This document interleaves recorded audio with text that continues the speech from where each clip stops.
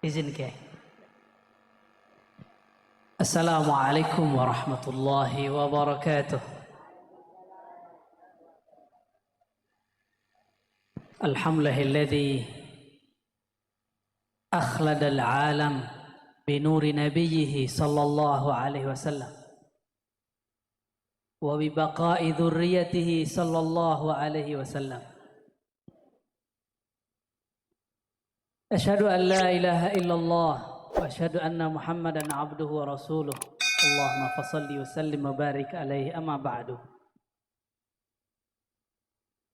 Puji syukur kepada Allah Subhanahu wa taala. Alhamdulillah. Saya jarang-jarang ikut sholawat musiknya kenceng. Ajib, Bib. Luar biasa. Love you, Bib. Habib baru datang langsung love you sama emak ya kan. Bapak-bapak cemburu. Dan syukur ini tidak sah kecuali berselawat kepada yang mengajarkan syukur. Baginda Nabi Muhammad SAW.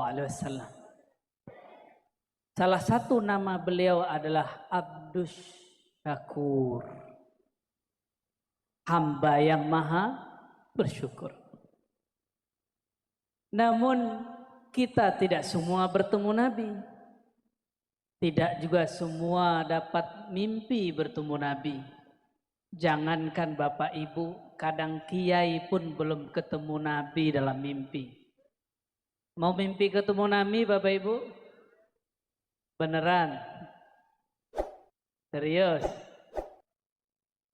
TikToknya sama Nabi. Jangan TikToknya sama yang gak jelas ya. Karena sering yang ketemu dalam mimpi yang sering ditonton sebelum tidur.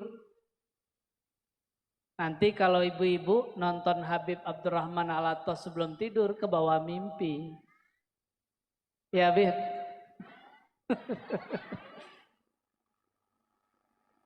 Calon mantu keberapa? Ada kiai iseng. Baik. Waduh, rame toh ya. Karena kita tidak bertemu Rasulullah Sallallahu Alaihi Wasallam. Alhamdulillah kita bertemu orang yang ilmunya bersambung kepada Rasulullah Sallallahu Alaihi Wasallam. Maka takzim saya kepada semua para kiai, semua para masyaikh, ketua MUI, imam-imam masjid, guru-guru ngaji, muallim-muallim di pesantren, dan semua yang menghidupkan sunnah Nabi Sallallahu Alaihi Wasallam. Ya. Mohon izin, mohon ridhonya saya duduk dan menjelaskan tentang Nabi Muhammad Sallallahu Alaihi Wasallam. Nabi mengatakan tuba liman ro'ani. Udah menjadi syair. Itu hadis Nabi. Al-Jami'us betul ditulis oleh Imam Suyuti dan hadisnya sahih. Sungguh beruntung siapa yang memandang kepadaku. Tapi yang tidak memandang Nabi, Nabi ulang itu 3 kali, di hadisnya ada yang 7 kali. Maka beruntung yang memandang orang yang pernah memandang aku. Yang memandang Rasul namanya sahabat. Di akhir zaman, yang ruhaninya memandang ruhaniah Rasulullah disebut ikhwan. Rasulullah mengabarkan nanti di akhir zaman akan muncul ikhwani. Itu ruhnya memandang ruhaniah Rasulullah Sallallahu Alaihi Wasallam. Abu Jahal ketemu Rasul atau ketemu Muhammad bin Abdullah? Abu Lahab melihat Muhammad bin Abdullah enggak? Lihat. Tapi dia tidak lihat Muhammad Nabiullah. Dia tidak lihat Muhammad Rasulullah Sallallahu Alaihi Wasallam. Maka kalau mandang kiai, mandang ustadz, jangan lihat mukanya, muka orang Jawa. Bukan itu yang dilihat, lihat ruhnya. ruhaniyahnya bersambung kepada Rasulullah sallallahu alaihi wasallam. Maka Nabi ketika mengatakan beruntung yang memandang aku atau yang memandang orang memandangku atau yang memandang orang yang memandang setelah itu terus sampai akhir zaman. Maka selama masih ada orang yang berguru tentang Nabi Muhammad dan yang paling pasti zuriat Nabi Muhammad sallallahu alaihi wasallam. Zuriat artinya apa zuriat? Keturunan. Kalau keturunan berarti bapaknya keturunan Rasulullah sallallahu alaihi wasallam. Minimal dia lihat emaknya, lihat bapaknya, lihat kakeknya. Maka kata tuba, tuba itu salah satu pohon keberkahan di surga. Naungannya akan menaungi orang itu di dunia dan akhirat. Maka saya mengatakan dari hati paling dalam, inni uhibbu zuriatan Nabi sallallahu alaihi wasallam wa warasatahu. Saya mencintai zuriatnya dan pewaris-pewaris ilmunya. Zuriatnya para sayyid, para habaib. Sedangkan pewarisnya para kiai. Dan tuba, beruntung, sungguh beruntung. Alfa marrah, 1000 kali. Jika dia sayyid, dia juga alim. Dia jika alim, dia juga syarif sayyid. Dan hampir semua pendiri pesantren, pengajar pesantren, itu zuriat ulama-ulama sayyid di masa dulu. Cuma sayangnya para kiai dulu tidak seperti orang Arab menyimpan nasab. Saya tadi tidak sempat ziarah kepada Mbah Jabar atau As-Sayyid atau As-Syarif Abdul Jabbar. Beliau juga zuriat Nabi Muhammad sallallahu alaihi wasallam. Dan pendiri-pendiri pesantren di tanah Jawa ini kebanyakan zuriat beliau. Maka mencintai para kiai ini juga cinta kepada zuriat Nabi sallallahu alaihi wasallam ya. Tapi famnya sudah nggak ada. Kalau Habib Abdurrahman masih ada, Al-Attas. Benar Bib ya? Ya, mohon maaf kalau salah Habib. Sahih ya? Alhamdulillah. Barakallahu fikum. Mau cerita nggak Bapak Ibu? Mau cerita apa teori? Hah? Teori. Nah, kalau bapak-bapak maunya ngaji serius. Kalau ibu nggak maunya cerita. Kita gabung aja ya.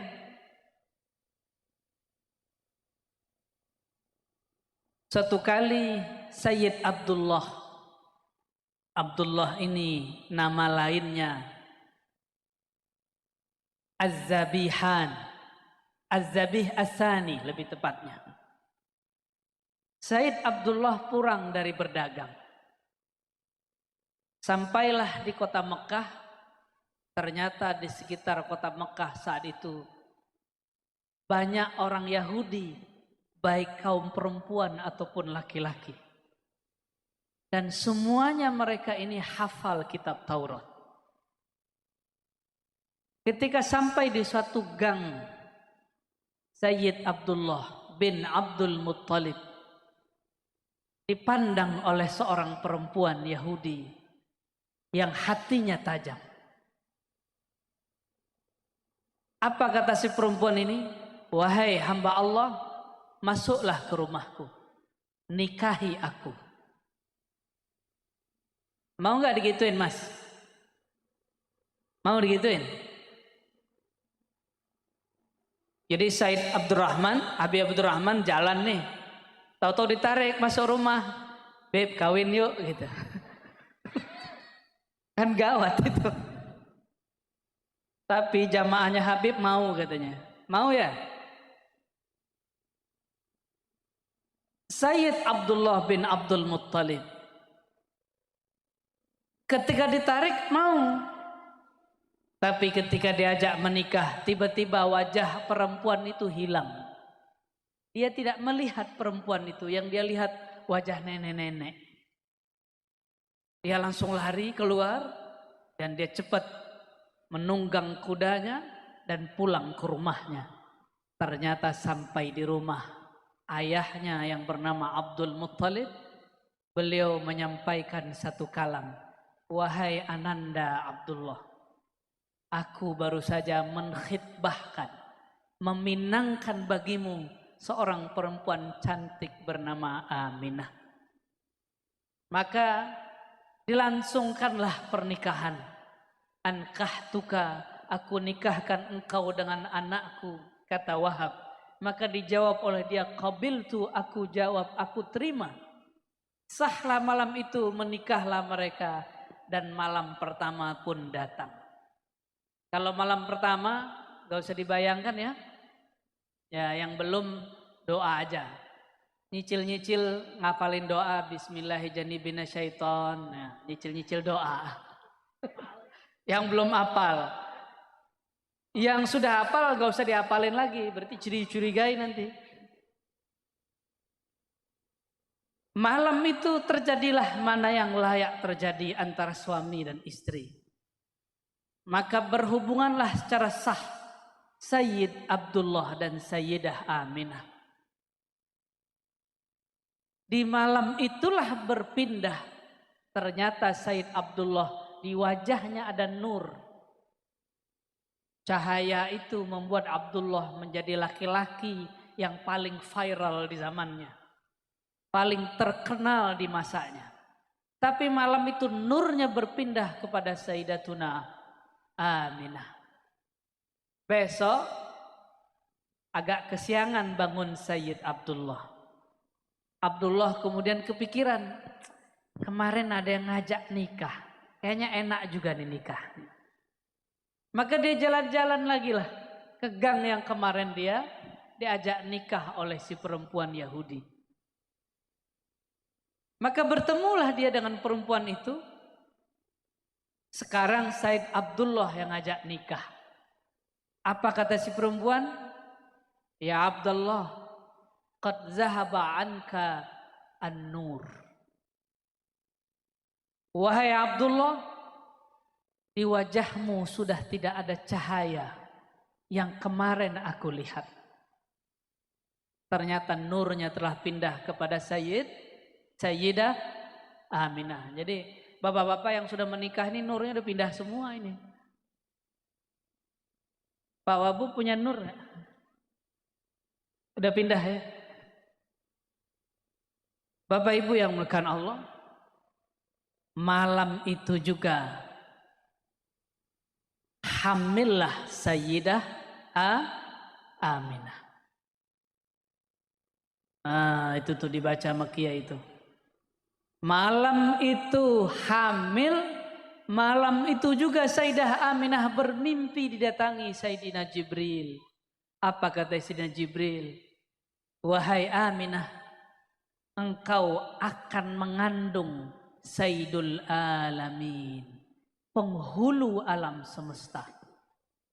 Malam besok datang malaikat Mikael, malam berikutnya malaikat, para nabi, mulai dari Nabi Adam sampai Nabi Isa. Ibu-ibu, ada yang mimpi ketemu Nabi Adam gak? Gak ada. Ketemu Nabi Yusuf, Nabi paling ganteng. Tapi kata Nabi Muhammad, gagahnya Nabi Yusuf nisfu jamali, baru setengah gantengnya aku. Itu Nabi Yusuf. Setengahnya Nabi Yusuf gak ada di sini. Jadi alam ini Allah ciptakan dengan jamalnya, keindahannya. Seperempat keindahan itu diberikan kepada Sayyidina Yusuf. Setengahnya diberi ke Nabi Muhammad. Dan seperempatnya lagi dibagi-bagi. Dari awal penciptaan alam semesta dibagikan ke bukit, ke gunung, ke bintang, ke wajah ibu-ibu nih ya. Ke mas-mas ini. Berarti kita ini 0,000000000 sekian ya. Itu yang kita rindu-rindu itu Pak ya. Aku kangen ya. Kangen wajahmu ya. Ngelihat wajah aja itu cuma 0,000 sekian persen. Tapi untungnya wajah Nabi itu yang aslinya tidak diperlihatkan kecuali kepada yang Allah kasyafkan. Nah, kembali kepada Sayyidah Aminah. Kalau ada orang mimpi ketemu Nabi, itu orang soleh bukan? Hatinya bening nggak? Tapi kok ada ya orang sekarang ngajarin orang tua Nabi musyrik. Pernah dengar nggak? Pernah dengar? Coba buka di YouTube, ntar ketemu orang tua Nabi di neraka. Ketemu ntar. Itu yang ngomong begitu, ketemu Rasulullah nggak pernah. Mimpi Nabi nggak pernah. Mimpi Sayyidina Jibril nggak pernah. Mimpi basah sering. Orang kayak gini berani mengatakan orang tua Nabi musyrik. Kalau musyrik masuk neraka nggak? Maksud saya apa? Kalau ada orang mengajarkan orang tua Nabi musyrik masuk neraka, ini orang nggak kenal siapa Nabi Muhammad Sallallahu Alaihi. Tadi dibacakan khairul maulud, ya khairal maulud, wahai zat yang sebaik-baik dilahirkan di muka bumi, dan yang melahirkannya adalah ibu yang terbaik di alam semesta. Bidannya ibu siapa bu? Waktu lahirin anak?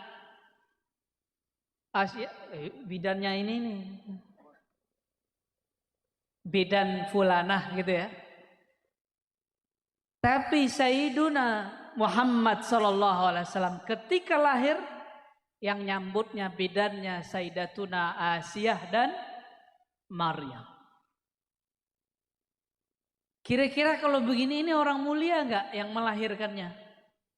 Nah, jadi kita ini sering fokus hanya kepada cerita lahirnya, tapi kurang memperhatikan siapa yang melahirkan. Maka boleh kami sampaikan, Sayyidatuna Aminah awwalu waliyah fil alam, ya, minal ummah al-Muhammadiyah. Di alam semesta, di kalangan umat Nabi Muhammad, wali perempuan pertama adalah ibunya sendiri, Sayyidah Khadijah, Sayyidah Aminah ya. Baik. Sedangkan Khadijah istrinya. Istri yang walaupun berondong, tahu berondong Bapak Ibu? Ya. Ini ada rahasianya kenapa Nabi berondong. Beliau ini lahir, ayahnya sudah meninggal. Umur 6 tahun ibundanya sudah wafat. Umur 25 dilamar orang 40. Cocok. Karena sudah lama tidak merasakan perhatian keibuan seorang wanita. Makanya ini rahasianya banyak. Dan semua anak Rasulullah SAW kecuali Sayyiduna Ibrahim itu adalah anak dari Sayyidah Khadijah. Kalau Ibrahim baru Maria Al-Qibtiyah. Jadi Habib Abdurrahman ini kalau nasab menjadi cek ke atas itu masih ketemu sama Sayyidah Khadijah Al-Qub. Tapi kalau nasab kita gimana Kiai? Temu nggak di atas? Wallahu a'lam bishawab. Wallahu a'lam bishawab. Inilah karomahnya para zuriat Nabi, mukjizatnya Rasulullah, dua yang paling kekal di alam semesta. Satu Quran, satu zuriatnya. Maka tidak ada masa kecuali di situ ada orang yang megang Quran, itu ulama, satu megang nasab Rasulullah sallallahu alaihi. Kalau masih ada dua ini kiamat Allah tunda.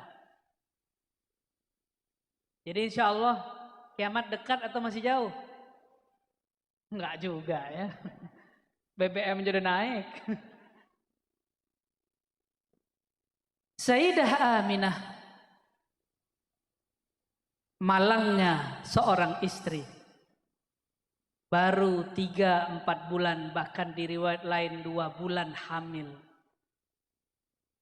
Suaminya berangkat pergi berdagang. ternyata sakit di tengah jalan. Tidaklah pulang kecuali namanya dan kabar berita inna lillahi wa inna ilaihi rajiun. Kira-kira sedih gak ibu? Suami pergi berangkat kerja, pulang cuma nama. Sedih gak ini yang nonton bola?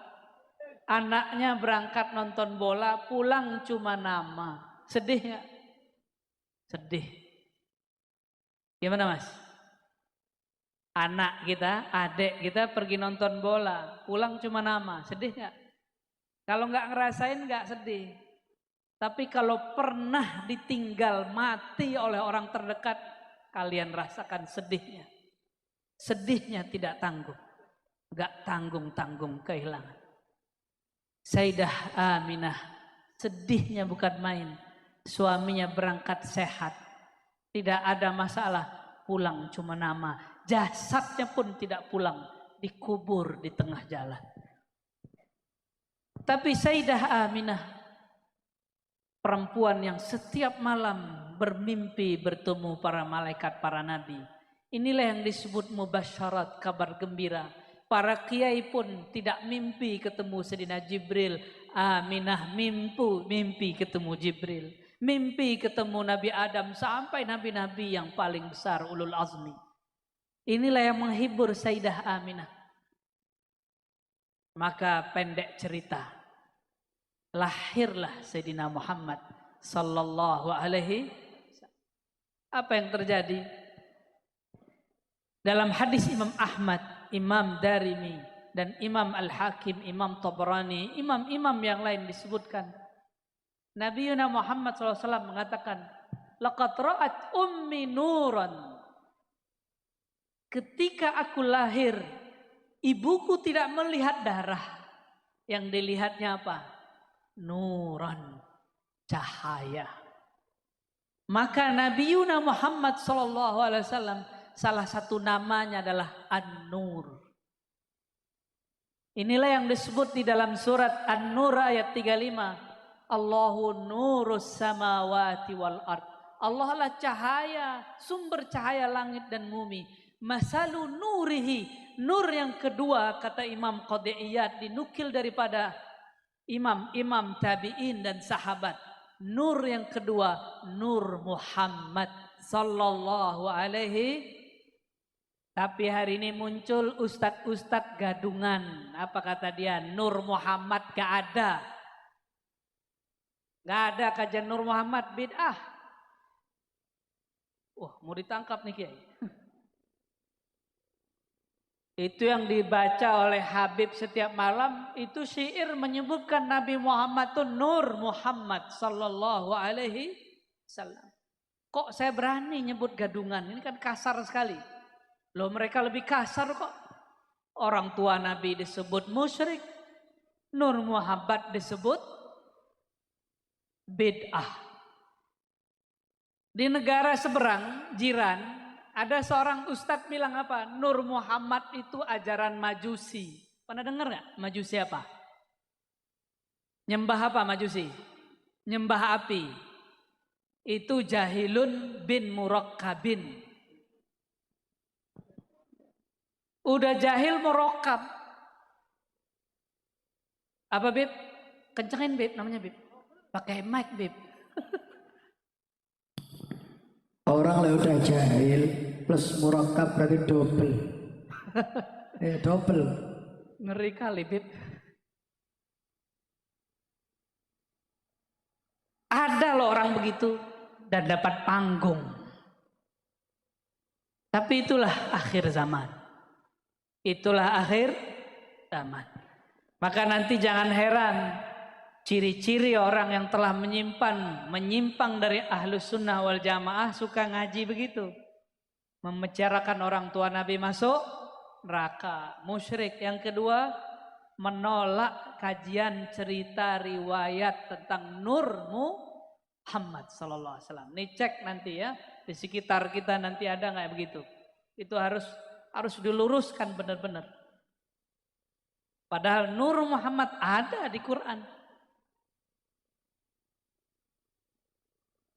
Apa kata Nabi tadi? Laqad ra'at ummi nura. ibundaku Aminah tidak melihat apa-apa kecuali nur, cahaya.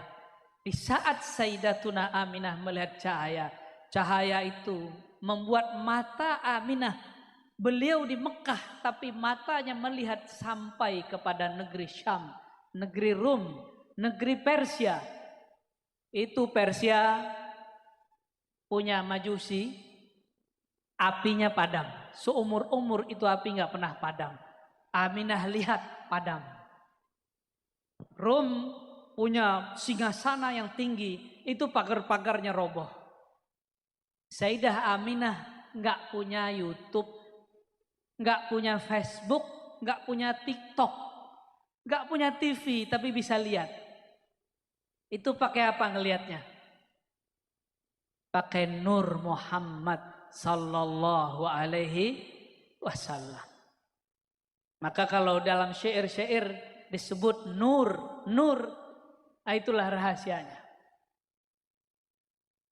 Jamaah yang dimuliakan Allah Subhanahu wa taala. Kemudian baginda Nabi Muhammad sallallahu alaihi wasallam disusui oleh keluarga pamannya Hamzah. Setelah itu ada pasar khusus seperti di lapangan singgahan ini. Itu ngumpul ibu-ibu yang ingin menyusui orang-orang Mekah. Ibu-ibu ini berasal dari satu negeri dan satu suku kabilah namanya Sa'diyah, Bani Sa'ad. Dari semua ibu-ibu yang antri, tidak ada satupun yang minat dengan seorang perempuan yang bernama Halimah Sa'diyah. Kenapa? Udahlah bajunya kucel, badannya kurus. Semua emak-emak sama bapak-bapak takut kalau yang nyusuin Halimah, anaknya nanti kehausan. Anaknya nanti kurang susu. Akhirnya sudah habis, sudah pulang semua emak-emak yang gendut-gendut. Ya. Dulu belum ada KB, tapi perempuan minum air aja udah langsung menjadi daging. Ya. Apalagi minum susu. Walhasil Nabi Muhammad ini juga diputer ke emak ini nggak mau, emak ini nggak mau, padahal seger-seger. Tahu Pak Bupati, Wakil Bupati, yang seger-seger gimana? Tahu ya? Badannya seger. Tapi Sayyiduna Muhammad kecil tidak pernah minat. Kenapa? Hampir semua ibu-ibu seger itu ketika menawarkan air susunya, menawarkan bagian kiri. Kecuali wanita kurus bernama Halimah Sa'diyah. Yang pertama dia kasih bagian kanan. Maka bayi yang bernama Muhammad bin Abdullah langsung mau. Maka ibu-ibu ini pelajaran. Walaupun nanti bayi kita, bayi ibu-ibu bukan bayi saya maksudnya ya. Bayinya ibu-ibu itu mau nyusu kiri tapi mulailah dari yang kanan. Ini namanya tafaulan, tabarukan dengan asar Nabi Muhammad sallallahu alaihi wasallam. Ada yang protes ke saya. Loh, kan itu Nabi Muhammad belum jadi rasul. Belum boleh diikuti. Lah itu suka-suka dia. Bagi kita Nabi Muhammad diikuti mulai dari lahir sampai beliau wafat. Ya. Lalu dibawalah oleh Halimah Sa'diyah. Itu Halimah Sa'diyah punya onta. Ontanya pun kurus. Sedangkan mak-mak tadi yang udah pulang badannya gendut, ontanya juga gendut. Onta kurus sama onta gendut, kalau jalan duluan mana? Di atas onta yang gendut itu, ibu-ibunya seger, binti gendut. Kira-kira ontanya kena beban gak? Maka secara rasio logika, Halimah Sa'diyah duluan nyampe ke kampungnya masuk akal. Ya. Tapi bukan itu. Bukan itu. Ini kita loncat sedikit ke bab Isra Mi'raj. ketika Nabi Muhammad sallallahu alaihi wasallam didatangi Sayyidina Jibril dan Mikail bersama buruk. Buruk ini waktu dinaikin Nabi Muhammad sallallahu alaihi wasallam, buruknya kayak gelisah. Gelisah, ini siapa nih? Binatangnya, binatang surga ini nggak nyaman dengan orang baru. Akhirnya ditegur oleh Sayyidina Jibril. Hei buruk, tidak ada makhluk di alam semesta ini yang menunggangimu lebih mulia daripada yang engkau tunggang, yang engkau ada sekarang di bawahnya. Yang sekarang menunggangimu yaitu Muhammad Rasulullah sallallahu alaihi wasallam. Maka kalau kita kembali ke yang tadi, itu onta ngerti siapa yang sedang digendong oleh Sayyidah Halimah Sa'diyah. Itu adalah Muhammad Rasulullah sallallahu alaihi wasallam. Ya, Muhammad kecil, Sayyiduna Muhammad. Lalu disebutkan dalam semua kitab maulid, dalam semua riwayat Nabi Muhammad SAW. Ketika beliau sampai di Bani Sa'diyah, Halimah Sa'diyah punya ternak, ternaknya nggak pernah bagus. Semenjak Nabi Muhammad nginjak-nginjak kakinya di situ, ternaknya jadi bagus. Susu dombanya, kambingnya jadi ramai. Pendek cerita, beliau kemudian menjadi anak-anak berumur 5 tahun. Ternyata Halimah punya anak seumuran Nabi Muhammad sallallahu alaihi wasallam. Main-main di suatu padang rumput. Jangan bayangkan padang rumputnya seperti di Mulia Agung, benar namanya kampungnya. Mulia Agung. Di sini rumput, masya Allah, masih keren lah, masih banyak lah. Di sono jangan dibayangkan padang rumput seperti di sini. Padang rumputnya dikit-dikit. Kemarin Pak Wabub Haji, lihat nggak rumputnya dikit, dikit sekali. Di sela-sela batu, Nabi Muhammad main petak umpet lah kira-kira sama saudara susunya. Tiba-tiba muncul ada makhluk bersayap, 2 makhluk terbang dari langit, mendarat. Kira-kira kalau itu terjadi di kita, kabur nggak? Maka jangan minta-minta ada malaikat turun. Muncul nongol, kabur kita. Melihat seperti itu, Nabi Muhammad kecil tidak kabur. Malaikat yang bersayap itu malaikat Jibril dan Mikail. Kata malaikat Mikail, bahasa Arabnya nih, huwa. Apa arti huwa? Huwa artinya apa? Huwa, apa arti huwa? Diakah yang disebut-sebut di langit itu? Diakah yang digosipin di langit itu? Jadi Nabi Muhammad ternyata namanya sudah viral di langit, orangnya belum nongol. Itulah yang beliau sebutkan dalam hadis yang sahih. Ana awwalul anbiya'i fil khalqi wa akhiruhum fil ba'thi. Aku nabi pertama di alam semesta, di kalangan makhluk, tapi terakhir diutus. Ini yang banyak kiai aswaja sebagian gak paham. Dikira Nabi Muhammad baru jadi nabi umur 40. Gak bisa membedakan antara bi'tsah dengan nubuwah. Kalau nubuwah sebelum alam ini dicipta, yang pertama dicipta nur Nabi Muhammad sallallahu alaihi wasallam. Ini yang disebut nubuwah. Sedangkan bi'tsah umur 40 tahun, beda. Ya. Jadi nanti ada orang-orang bilang Nabi Muhammad belum jadi nabi 40, itu ajaran sesat. Itu ajaran sesat, ya, hati-hati. Karena nanti bakal muncul lagi yang ngomong Nabi Muhammad belum rahmatan lil alamin sampai umur 40. Ada yang ngomong begitu ntar. Ntar muncul lagi ada yang ngomong Nabi Muhammad belum bawa rahmat sampai bangun khilafah. Nah, ntar macam-macam tuh. Itu semua ajaran menyimpang dari ajaran Ahlus Sunnah wal Jamaah. Nabi Muhammad sebelum diutus, sebelum dilahirkan, beliau sudah jadi nabi dan sudah bawa rahmat. Enggak nunggu 40 tahun, enggak nunggu buat khilafah.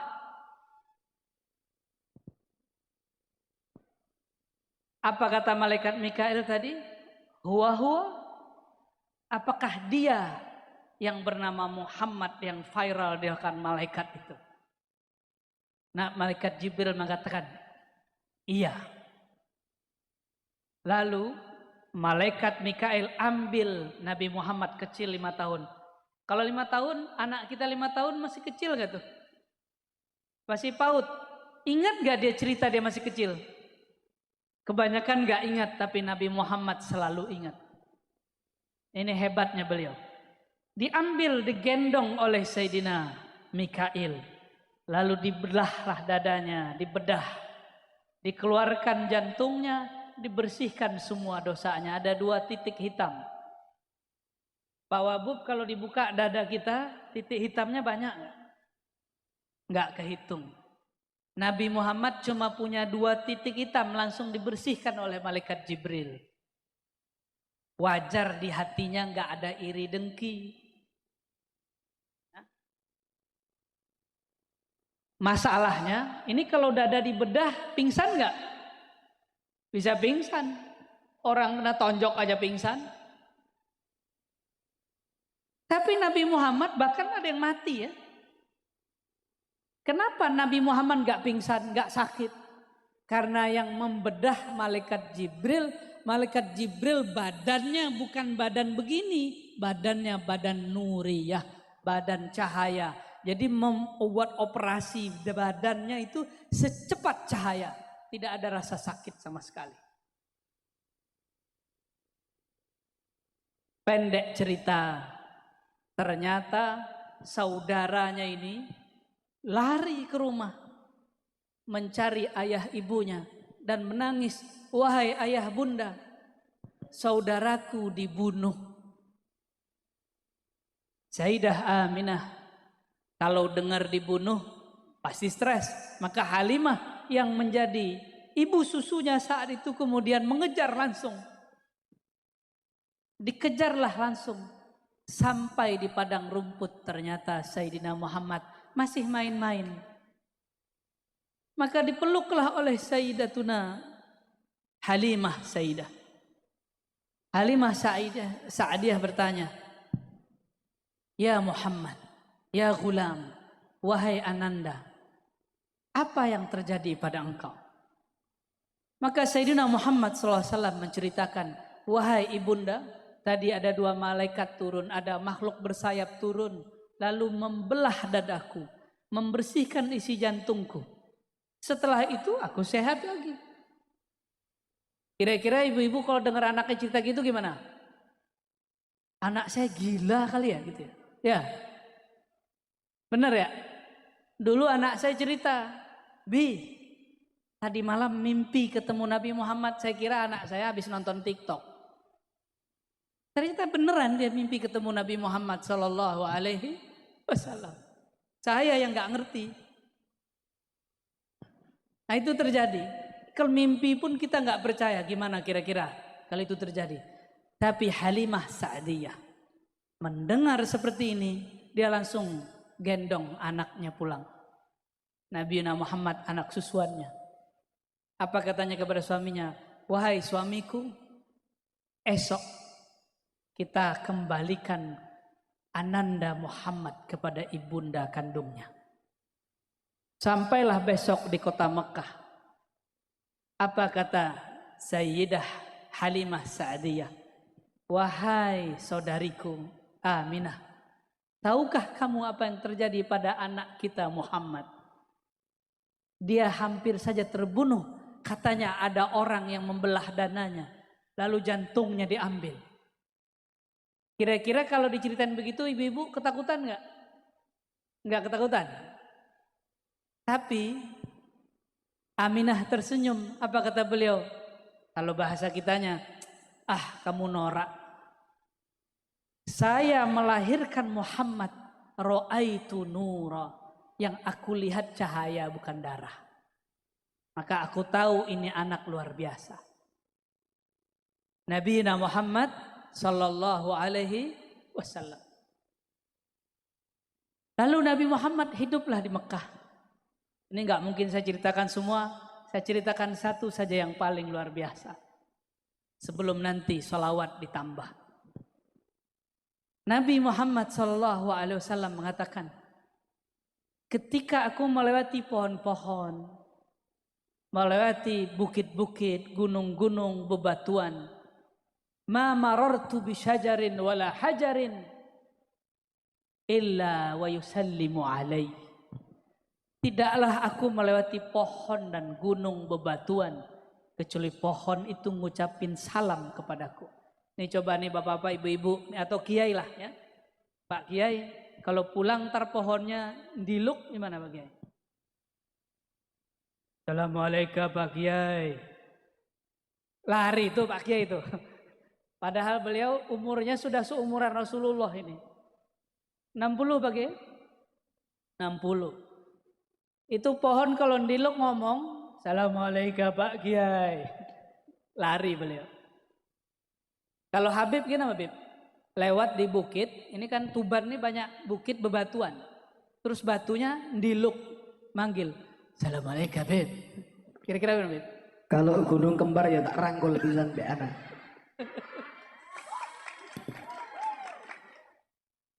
Ampun ketemu Habib Jawa ya. Habib Betawi lain, Habib Palembang lain.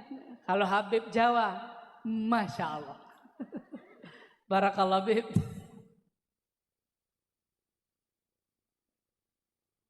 Nabi Muhammad melewati gunung, ini bukan gunung kembar Habib. Itu gunungnya bergetar. Pohonnya diluk dan semuanya mengatakan, Assalamualaikum ya Nabi Allah. Salam atas engkau wahai Nabi Allah. Hewan-hewan Nabi lagi jalan. Ada arak-arakan domba. Semua domba pengen mendekat Rasulullah. Ada onta-onta pengen ngadu ke Rasulullah. Cuma sayangnya onta ngadunya urusan perut. Bukan buah perut Beb. Onta ketemu Rasul ngadunya urusan apa? Perut. Sama, mohon maaf nih. Masyarakat ketemu wabub, ketemu bupati, ngadu masalah perut. Coba onta kalau punya akal. Ketemu Rasulullah seharusnya bukan urusan perut yang diadukan. Yang diadukan apa? Wahai Rasulullah, beri syafaat, aku masukkan aku ke dalam surga. Itu seharusnya. Ternyata waktu dulu Rasulullah punya majelis duduk-duduk begini, tatakan punggungnya pohon kayu. Itu kayu ketika dibuatkan mimbar, ditinggal oleh Rasulullah nangis. Coba ibu-ibu dengerin pohon nangis, kabur pasti pengajian. Ini pohon Hanna Hanina. Dia menangis karena dia rindu merasakan punggung Rasulullah Sallallahu Alaihi Wasallam. Akhirnya itu semua sahabat yang hadir dengar. Berarti sahabat ini punya karomah mendengarkan suara tangisnya kayu-kayu. Turunlah Rasulullah dari mimbar. Nabi elus-elus ditanya, wahai kayu. Tuh Nabi bisa ngomong sama kayu. Coba kalau Pak Kiai bisa ngomong sama kayu, kita ngomong, Pak Kiai sudah begini ya. Paling tinggi kita bilang, Kiai udah majeduk, kejedot palanya sama dinding. Tapi Rasulullah SAW ngomong, dielus, dan tidak ada satu sahabat pun yang mengatakan Rasulullah itu gila. Kenapa? Rasulullah dan para sahabat sama-sama mendengarkan tangisnya. Dielus seperti anak kecil kemudian berhenti nangis. Ditanya, wahai kayu, engkau pilih jadi sandaranku di dunia atau masuk surga? Apa jawaban si kayu? Apa jawaban dia? Masuk, tapi menurut saya itu juga kurang benar, kurang sempurna. Walaupun lebih tinggi daripada onta. Makanya kalau sholawat jangan minta onta utangnya dibayarin. Kalau udah doanya Habib tuh, ya Allah semoga yang hadir terbayar utangnya, aminnya kenceng. Jadi niat hadir sholawat bukan karena cinta Rasul, tapi supaya utang terbayar. Remeh amat sholawatnya. Sholawat begitu, sholawat onta, tahu? Sholawat onta begitu. Ketemu Rasulullah hanya urus masalah perut. Untuk onta itu udah keren, hebat. Dia tahu itu Rasulullah. Tapi kalau kita punya akal, punya kolbu, nggak pantas sholawat minta onta. Sholawat minta Avanza ya. Sholawat minta, sekarang yang lagi tren apa nih? Roksa Bu ya, roksa. Idza kunta fi dhiqin aw fi faqrin aw fi maradin fa akthir bis salati ala Muhammad Sallallahu alaihi wasallam. Syuf, kaifa hada? Ah itu lain cerita, Bib. Ulang cerita gimana tadi antum bilangnya tadi gimana hadir biar lunas utangnya, kita mendoakan. Memang mereka semua ini amin berarti nandakno utang ini banyak. Tapi ada tapinya. Idza kunta fi dhiqin aw fi faqrin aw fi maradin fa akthir bis salati ala Muhammad. Ane jelasin, Bib. Ya marhab. Ane jelasin. Sholawat tuh niatnya karena apa? Karena cinta ke Nabi atau cinta ke diri? Mahabbah ma Rasul SAW. Oke, dah. Kalau cinta ke Nabi dapat berkah, punya penyakit sembuh. Bukan karena kita ingin sembuh tuh sholawat, itu kebalik. Orang seperti ini di dunia dapat syafaat, tapi di akhirat belum tentu. Nanti ketika datang di hari kiamat nanya, wahai Rasulullah syafaati saya. Nabi nanti jawab, kan sudah dibalas di dunia, utangmu lunas kan? Ya. Tentu saya pripun Bu, fi dunia hasanah wa fil akhirati hasanah. Nah, maka niatnya harus akhirat. Nih saya kasih tahu Bapak Ibu. Saya dulu lama ngamalin sholawat pengen kaya, nggak kaya-kaya. Saya punya sakit nggak sembuh-sembuh. Tahu-tahu ditegur sama guru saya, seorang sayyid, seorang mursyid juga. Apa kata beliau? Kamu sholawat niatnya apa? Mau kaya, kiai? Norak. Loh kenapa? Kalau kamu niat mau kaya, kaya itu di dunia. Tapi kalau kamu niat sholawat untuk akhirat, dunia terbawa. Maka semenjak saat itu, teringatlah saya kalam Imam Abul Hasan Syazili. Apa kata beliau? Abghadul ibad ilallah. Hamba yang paling dibenci oleh Allah. Siapa? Orang yang amila amal akhirah, beramal amal akhirat seperti sholawat, baca Quran, haji umroh, tapi niatnya ghardan min aghradid dunya, untuk urusan duniawi. Ini yang ngomong Imam Abul Hasan Syazili, beliau seorang syarif, zuriat Sayyidina Al-Hasan. Jadi tugas kita kalau antum Habib, antum Kiai, tugasnya mendewasakan umat.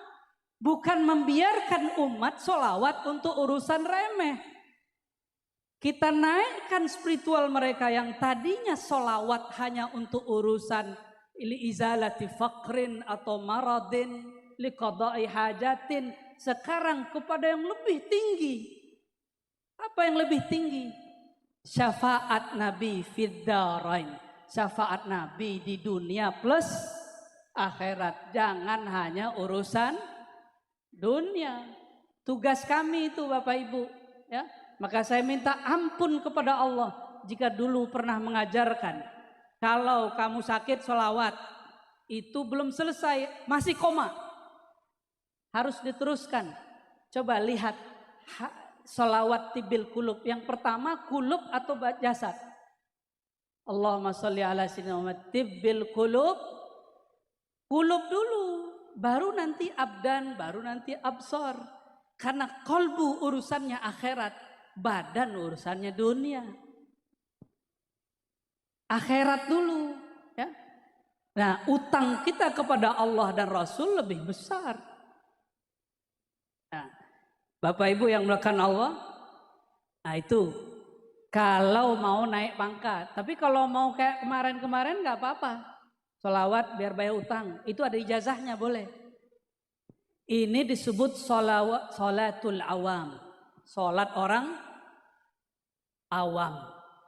Tapi kalau sholawat al-muhibbin al-arifin, sholawat orang yang kenal Allah, kenal Rasulullah, nggak begitu.